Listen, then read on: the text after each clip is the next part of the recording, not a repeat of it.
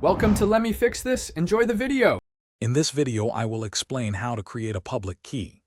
Public key cryptography, also known as asymmetric cryptography, relies on two distinct keys, a public key and a private key.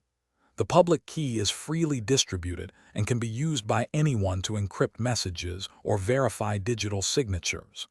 Conversely, the private key must be kept absolutely confidential, as it is essential for decrypting messages or creating digital signatures. This system ensures secure communication and authentication across various digital platforms.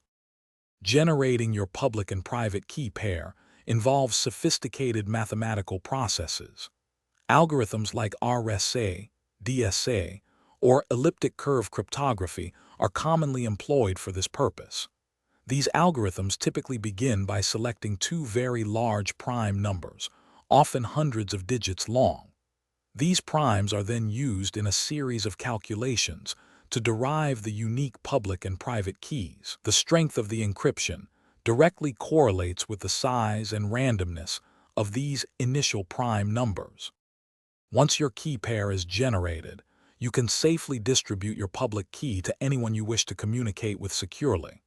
This can be done through public key servers, via email, or even through direct exchange. It is crucial to ensure that the recipient can verify the authenticity of your public key to prevent man-in-the-middle attacks. This verification often involves comparing a key fingerprint or using a trusted third party to sign the key.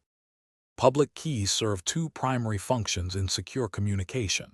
First, they allow anyone to encrypt a message that only the corresponding private key holder can decrypt, ensuring confidentiality. Second, they enable the verification of digital signatures.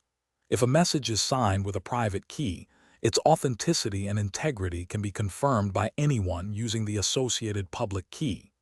This dual functionality underpins secure email, encrypted web traffic, and many other digital security measures. Thanks for watching. If you found this helpful, don't forget to like and subscribe.